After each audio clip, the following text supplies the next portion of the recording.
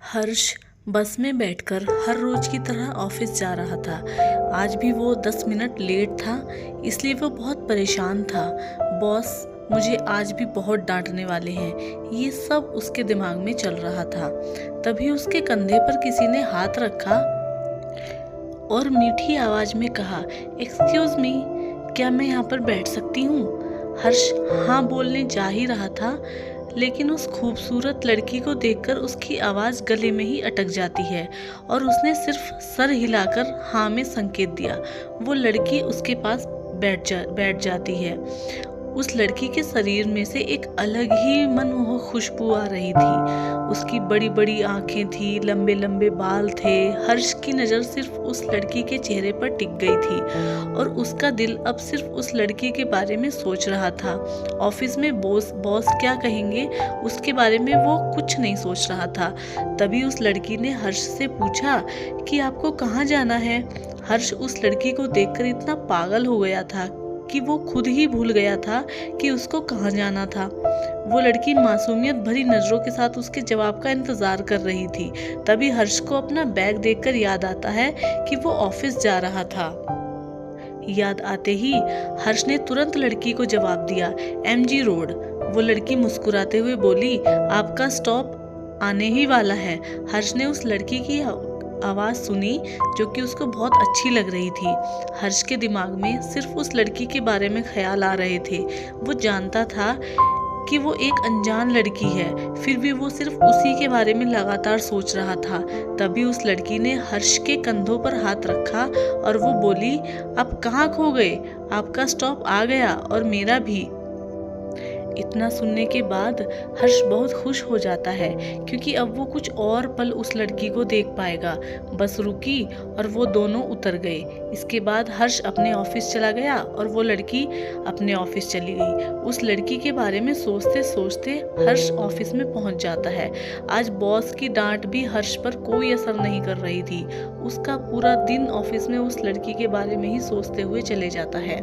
शाम को जब ऑफिस से छुट्टी हुई तभी भी वो बस से घर वापस जाते वक्त उस लड़की के बारे में ही सोच रहा था। उसकी नज़र बस में उसे ही ढूंढ रही थी, पर वो लड़की कहीं नहीं थी। हर्ष घर पहुंचकर डिनर करने के बाद सोने चला गया। नींद में भी उसको उस लड़की के सपने आने लगे। हर्ष को ऐसा सपना आया था कि वो लड़की बहुत दुखी थी और हर्ष की हेल्प मांग रही थी। ऐसा सपना देखकर अचानक हर्ष की नींद खुल गई और उसे ऐसा लगा कि ज्यादा सोचने के कारण ये सब हो रहा है। हर्ष अपना मन शांत करने के बाद वापस सो जाता है। सुबह वो लेट हो जाता है और जल्दी से तैयार होकर ऑफिस के लिए निकल जाता है। आज फिर से उसकी बस छूट जाती है और वो दूसरी बस पकड़ लेता है। आज भी खिड़की वाली सीट खाली थी जिस पर वो कल बैठा था। वो उसी सीट पर जाकर बैठ जाता है।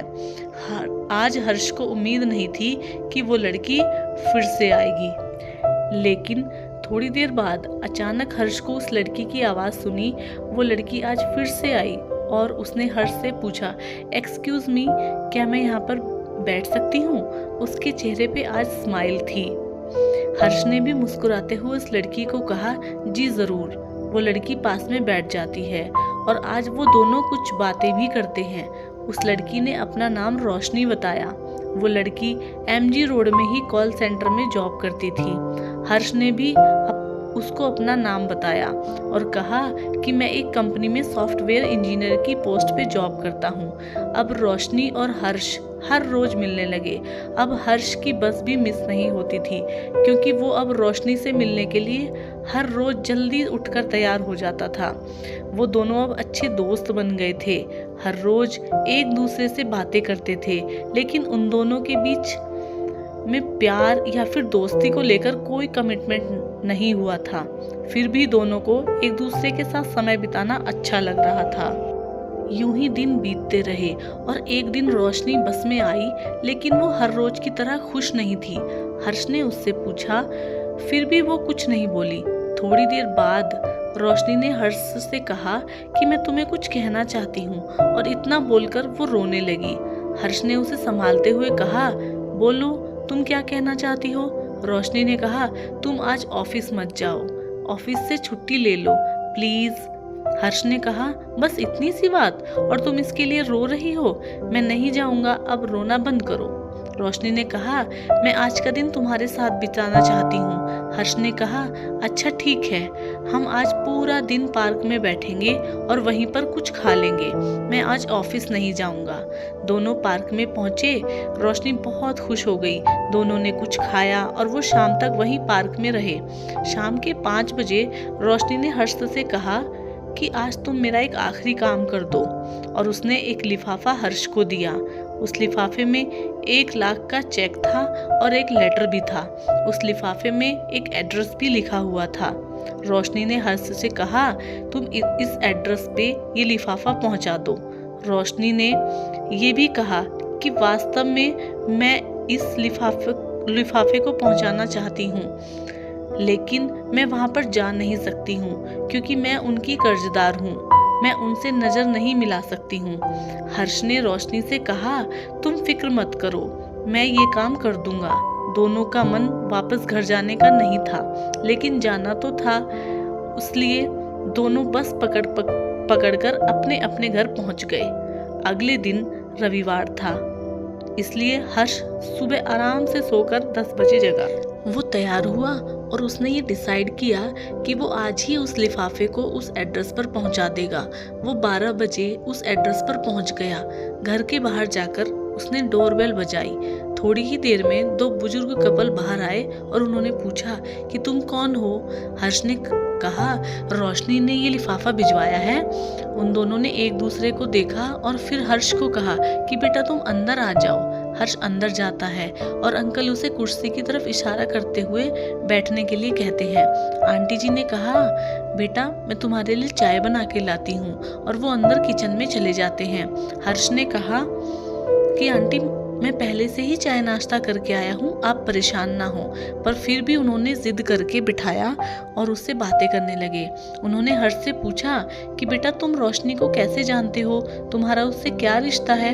हर्ष को समझ नहीं आ रहा था कि मैं रोशनी के साथ अपना क्या रिश्ता बताऊं। फिर उसने सब कुछ सच सच बता दिया। हर्ष की बात सुनकर वो दोनों अंकल आंटी रोने लगे और उन्होंने दीवार पर लगी फोटो को दिखाकर कहा, बेटा तुम इसी की बात कर रहे हो ना?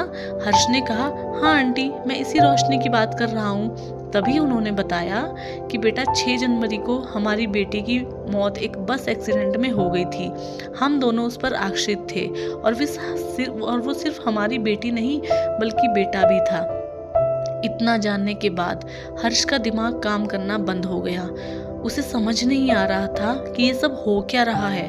उसने अंकल आंटी को वो लिफाफा खोलने के लिए कहा।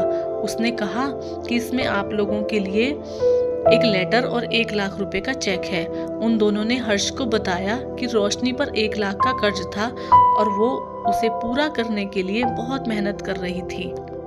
अब हर्ष को सारी बातें पता चल गई थी कि ये सब हो क्या रहा है, पर वो अभी भी मानने को तैयार नहीं था कि रोशनी पहले से ही मर चुकी है। वो अपना मन शांत करके वहां से चला गया।